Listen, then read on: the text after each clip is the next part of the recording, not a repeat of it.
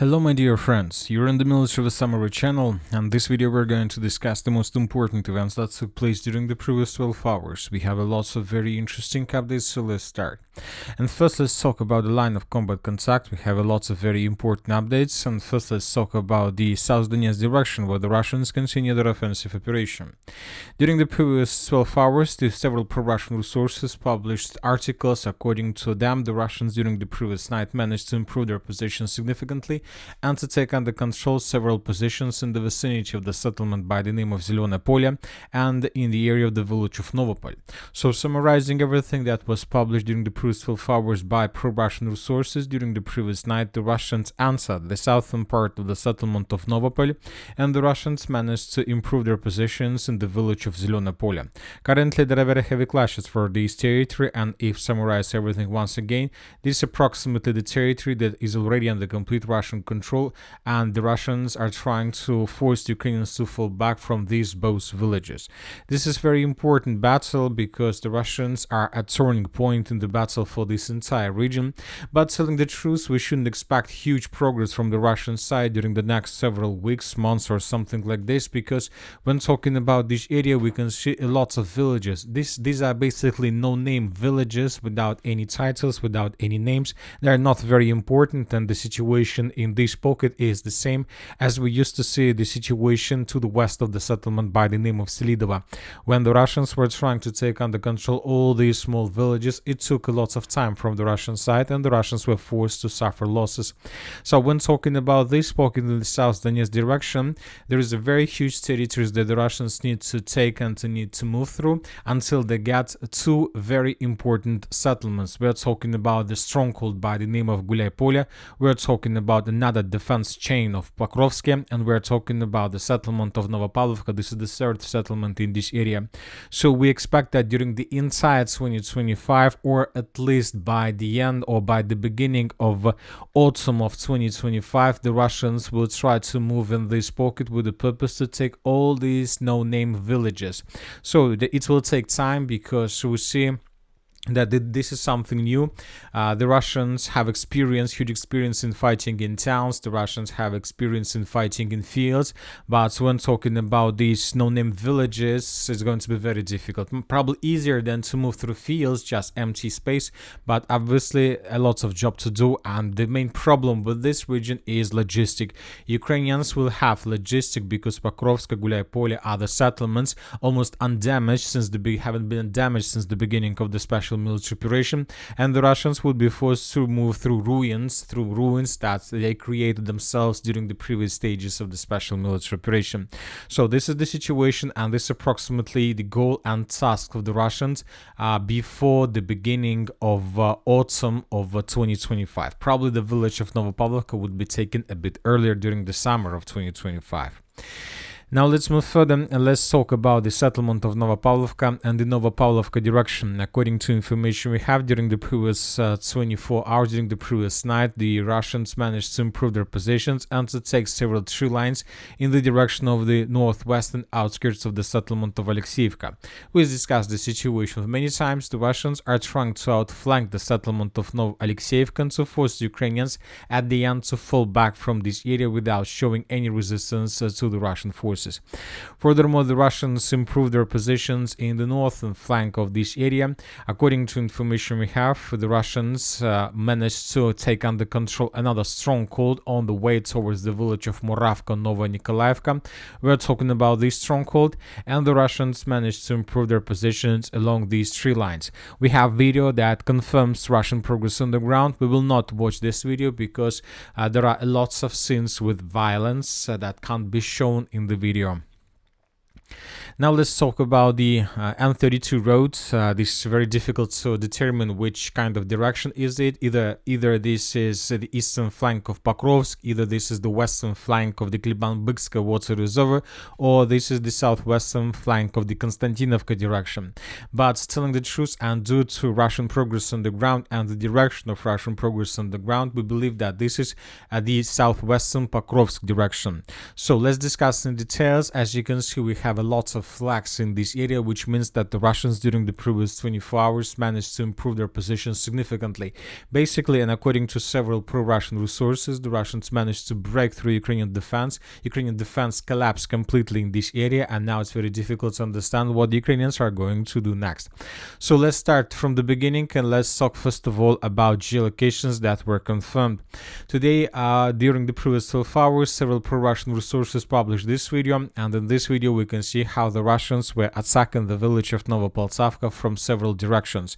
We can see Russian infantry fighting vehicles, Russian infantry, and in the final part of this video we can see this building, and we can see this building with the Russian flag. So once again, this is the building and this is the Russian flag. So this building was geolocated, and this is exactly the structure, the construction where the Russians raised their flag, and based on this video we have adjusted the map. So as we can see, the Russians during the previous days managed to take under control a lot of strongholds in this area. We see that Ukrainians most likely didn't show even a single resistance in this area, and they were basically forced to fall back. Furthermore, when talking about several pro-Russian resources and several mappers, the Russians managed to improve their position significantly in the northern part of Poltavka and in the western part. Today, several neutral mappers confirmed that the Russians managed to establish complete control with this territory, and we believe and we expect that the Ministry of Defense of the Russian Federation will confirm this information today. Okay, now let's move to pro-Russian resources. During the previous 12 hours, the pro-Russian resources made significant adjustments of Russian progress on the ground. So let's take a look at these articles. Let's take a look at these map changes that were published by different sources, and when summarize everything that was published by pro-Russian resources. During the previous 12 hours, the Russians managed to establish complete control and to break through Ukrainian defense and to take everything that is inside of this red line. So obviously this is huge progress on the ground, and this is something that I didn't expect. I didn't expect that the Russians would be able to improve their positions so much during the previous 12 hours, and basically Ukrainians didn't show any resistance, and most likely the Ukrainians lost control over these territories and were forced to fall back. We believe that there are still some pockets of resistance from the Ukrainian side, but most likely all these pockets of resistance were caught by the Russians in cauldrons. So now, what is this current situation? We are waiting for additional updates, of course. We are waiting for additional geolocations to confirm this progress on the ground, but the most important thing that the Russians, I expected that the Russians first would try to cut the Kliban-Byksky pocket, or that the Russians would move in the northwestern direction with the purpose to take under control the settlement of Novoekonomishne, but we see that the Russians decided to move in the northeastern direction towards the settlement of Kostiantynivka. And according to this progress, we expect that the Russians would try in the very near future to continue improving their positions with the purpose to establish complete control over the village of Popuyar, Poltavka, and Rusinyan.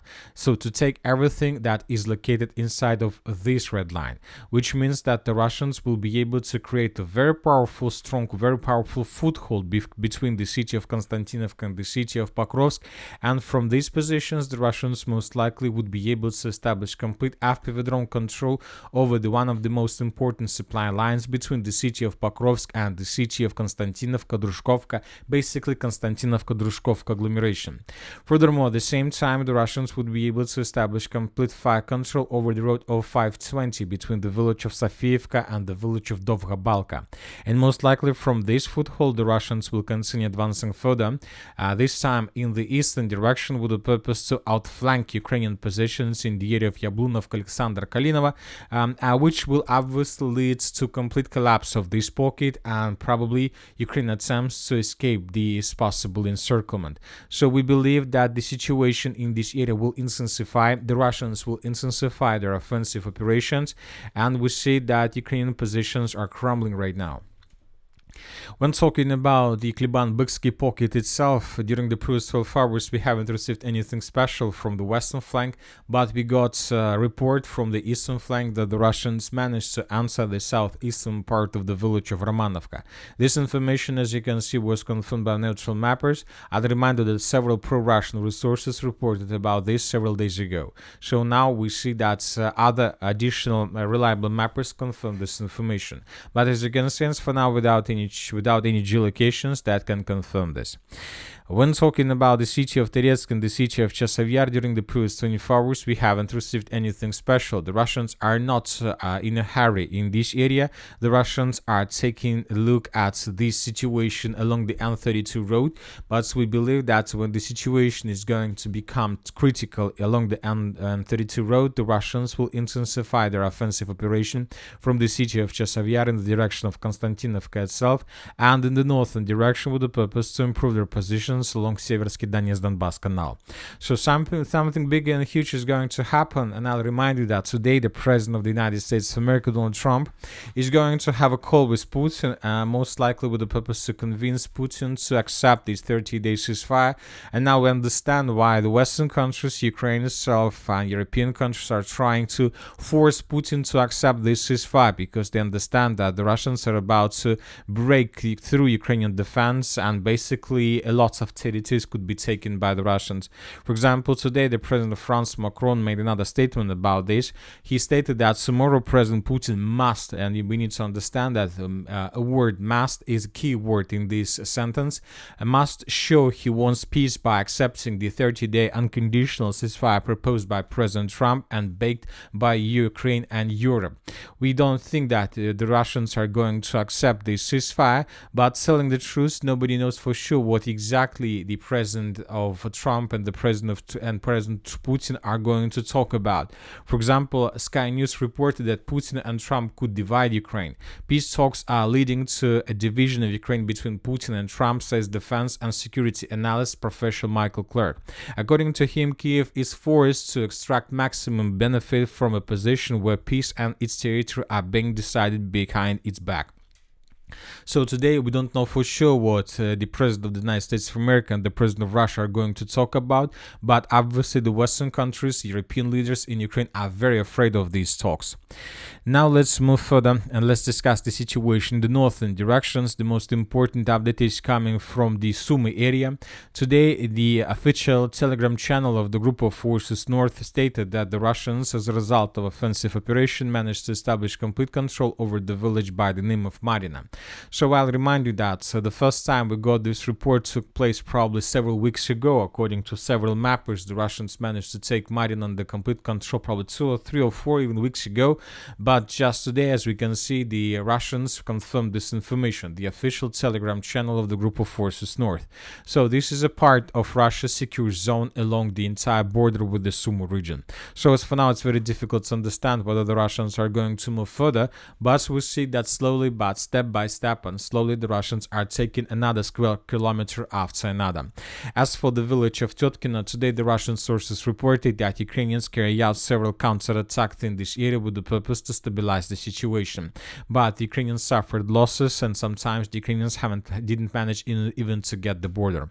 Furthermore, we got reports that Australia sent another batch of Abrams tanks. According to information we have, these Abrams tanks will be given to the 47th Mechanized Brigade of the Armored Forces of Ukraine that is operating right now in the vicinity of Tyotkino. So most likely the Ukrainians are going to use these tanks either to break through Russian border or for some other purposes. So the situation is very interesting. We are waiting for this call between President Putin and President Trump, because obviously lots of things will be discussed during this conversation. And that's it for the short video. Military Summary channel reminds we condemn any violence in the world. Thank you for your watching. Subscribe to my channel, put your likes, join my Patreon, and have a good day. Bye bye.